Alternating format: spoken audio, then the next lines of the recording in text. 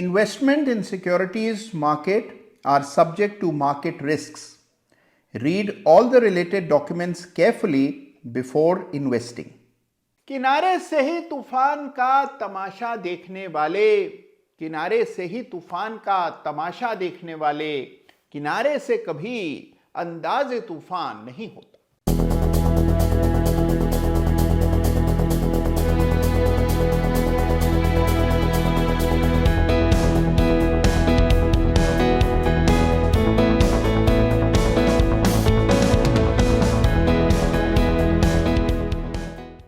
नमस्कार, जय Shri Ram. Chart of the week के एक बिल्कुल ताजा तरीन ब्रांड न्यू एडिशन में आप सबका हृदय की गहराइयों से स्वागत है।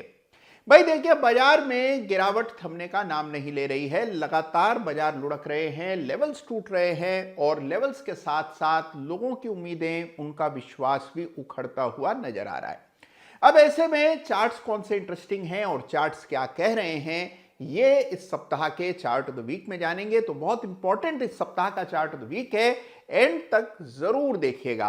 और हमेशा की तरह ये बात भी बिल्कुल याद रखिएगा कि चार्ट ऑफ द वीक में जिस किसी चार्ट का भी मैं जिक्र करता हूं, बात करता हूं, किसी पर भी मेरी कोई खरीदारी, बेचने, ट्रेड करने की राय नहीं होती है।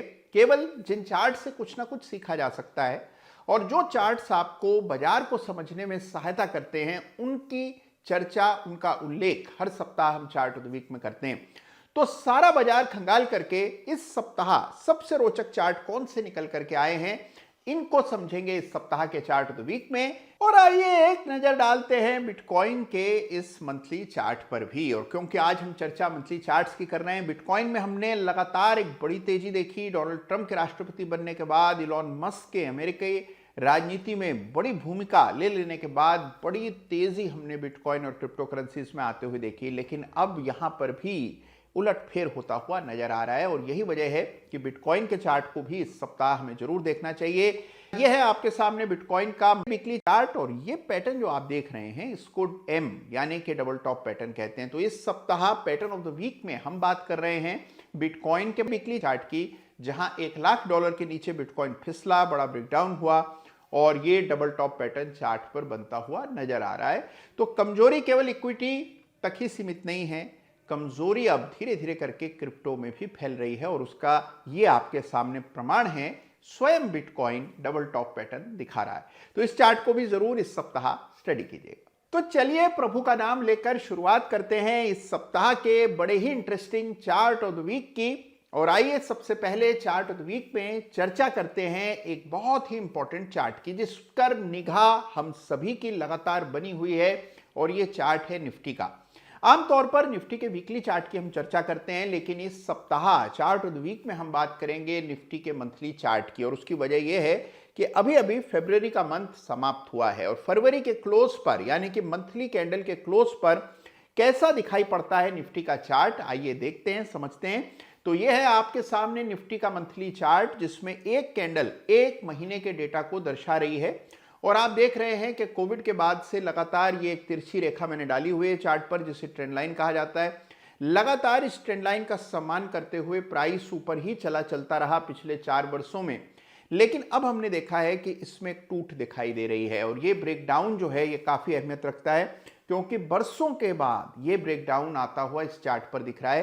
तो एक बात बिल्कुल शीशे की तरह साफ है कि मंथली चार्ट पर निफ्टी के एक बड़ा ब्रेकडाउन कैंडल पर आता हुआ नजर आ रहा है, यानी कि ट्रेंड लाइन का ब्रेकडाउन आया है। और इसको हमें जरूर अपने संज्ञान में लेना है कि एक ट्रेंड की समाप्ति का संकेत आपको चार्ट्स पर अब औपचारिक रूप से मंथली चार्ट पर दिख रहा है।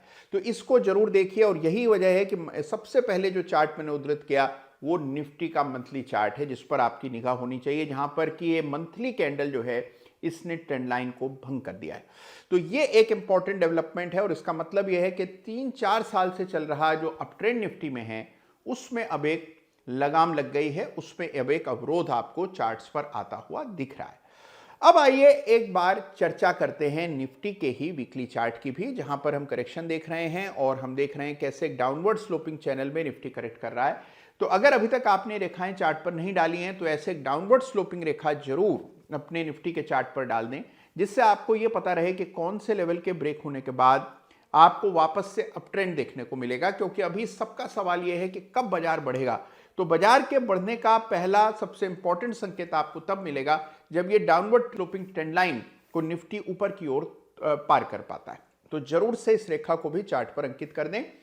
और अब आइए बात करते हैं कुछ और बहुत ही ताकतवर चार्ट्स की। देखिए, निफ्टी की ही चर्चा को अगर आगे बढ़ाएं तो एक चीज आपको यहां पर मैं कहना चाहता हूं कि अगर आप ये देखें कि निफ्टी में जिस प्रकार की तेजी पिछले कुछ महीनों में देखने को मिली और उसके बाद जो करेक्शन आया है, अगर आप उसको परिप्रेक्ष्य में देखें तो एक चीज आप नोटिस करेंगे कि निफ्टी का जो पीई है, यानी प्राइस अर्निंग्स मल्टीपल है, वो अब 19.6 के आसपास है, 19.6 हो गया है। ये संख्या 23.7 के आसपास थी पिछले साल सितंबर में, जब बाजार ने अपना पीक लगाया था और निफ्टी ने 26,000 के लेवल्स को छुआ था। उस समय ये लगभग 23.6 के आसपास ये नंबर था और अब ये घटकर 19.6 तक आ गया है। तो इससे आपको अंदाजा लगता है कि करेक्शन कितना सीवियर हुआ है। निफ्टी के पी में हमने बड़ी गिरावट देखी है। तो एक बात जो कि बहुत बार सुनने को मिलती है कि बाजार बहुत ओवर वैल्यूड है, अगर आप इसको सही ढंग से देखें, पी के परिप्रेक्ष्य में देखते हैं, तो निफ्टी का जो ये पी है 19.5 के आसपास का, ये बहुत रीजनेबल पी है। तो ये एक समझ लीजिए। और ये जो निफ्टी के पी का अगर आप चार्ट प्लॉट करें और उस पर स्टैंडर्ड डिविएशन डालें तो लगभग फर्स्ट स्टैंडर्ड डिविएशन के लोअर एंड की तरफ अब निफ्टी का पी बढ़ रहा है। इसका मतलब ये काफी हद तक करेक्ट हो चुका है। और हमने देखा है कि आमतौर पर जब भी पी में एक शार्प डिक्लाइन आता है, वहां से वापस से पी रिकवरी भी होते हुए नजर आती है। तो कुल मिलाकर के तस्वीर देखें तो पहली चीज, पी का जो उल्लेख मैंने आज किया उसका विशेष कारण यह है कि ये समझ लीजिए कि बाजार बहुत ज्यादा महंगे नहीं हैं। तो बहुत ज्यादा कोई वैल्यूएशन या कोई कहे कि एसेट बबल बन रहा हो या जरूरत से ज्यादा तेजी बन रही हो, तो ऐसा नहीं था। और जो भी था वो करेक्ट होकर के अब रीजनेबल लेवल्स तक निफ्टी आ चुका है। तो यह है निफ्टी के चार्ट का पूरा आकलन और साथ में निफ्टी के पीई के चार्ट का भी आकलन, जिसकी चर्चा अभी अभी हम कर रहे थे।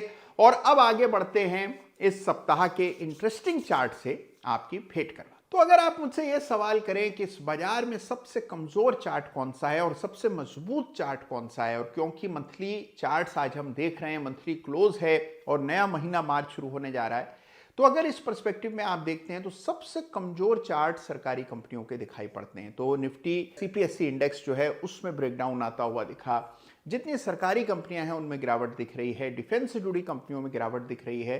तो वहां पर हम देख रहे हैं कि सबसे ज्यादा गिरावट देखने को मिल रही है। सबसे कमजोर चार्ट भी वही है।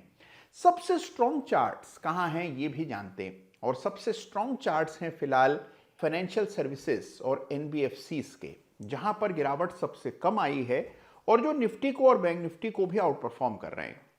तो इस सप्ताह बतौर chart of the week 2 monthly charts की चर्चा करेंगे और दोनों को ही सामूहिक रूप से चार्ट ऑफ द वीक का मैं खिताब देने जा रहा हूं।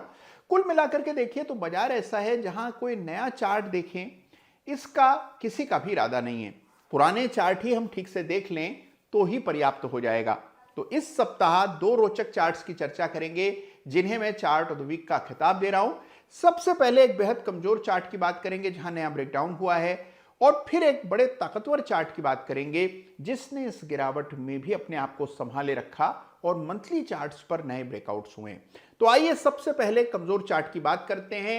इस सप्ताह पहला चार्ट ऑफ द वीक का खिताब दिया जा रहा है पीएफसी यानी कि पावर फाइनेंस कॉर्पोरेशन के इस मंथली चार्ट को, जहां फ्रेश ब्रेकडाउन आते हुए दिख रहा है। बड़ा ब्रेकडाउन, तीव्र गिरावट और लगातार वीकनेस देखने को मिल रही है पीएफसी के चार्ट पर। तो इस चार्ट को जरूर गौर से देखेंगे। और दूसरा चार्ट जिसे इस सप्ताह में चार्ट ऑफ द वीक का खिताब दे रहा हूं, यह है बजाज फाइनेंस का मंथली चार्ट, जिसे पहले वीकली चार्ट पर भी हम चार्ट ऑफ द वीक का खिताब दे चुके हैं। मंथली चार्ट पर अब फ्रेश ब्रेकआउट हुआ है और इसीलिए इस चार्ट को भी इस सप्ताह चार्ट ऑफ द वीक का मैं खिताब दे रहा हूं। तो देखा आपने कि कितने इंटरेस्टिंग चार्ट्स अभी भी बाजार में मौजूद हैं। कुछ चार्ट्स हैं जिनमें नई गिरावट के संकेत दिख रहे हैं, नए ब्रेकडाउन हो रहे हैं जो किसी सपोर्ट पर नहीं रुक रहे हैं, और कुछ चार्ट्स ऐसे हैं जो इस गिरावट में भी अपना किला संभाले हुए हैं। तो दोनों प्रकार के चार्ट्स पर हमारा फोकस होना चाहिए और मेरा यह मानना है कि हर गिरावट कुछ ना कुछ सिखा करके जाती है, और जितना सीखने का मौका आपको गिरावट में, मंदी के बाजार में मिलता है, उतना तेजी के बाजार में आप नहीं सीख पाते। तो इस समय को अपनी परीक्षा मान करके आगे बढ़िए, बिल्कुल निश्चिंत रहिए, चार्ट्स देखते रहिए, और हाँ, मन में ये भाव मत आने दीजिए कि चार्ट्स विफल हो गए। चार्टिस्ट विफल हो सकते हैं, लेकिन चार्ट विफल कभी नहीं होते हैं, क्योंकि चार्ट केवल डेटा है और डेटा एक साक्ष्य है, एक प्रमाण है, एक फैक्चुअल चीज है जो गलत नहीं होती है। हाँ, हमारी इंटरप्रिटेशन हमारे पूर्वाग्रहों की वजह से कई बार गलत पड़ जाती है।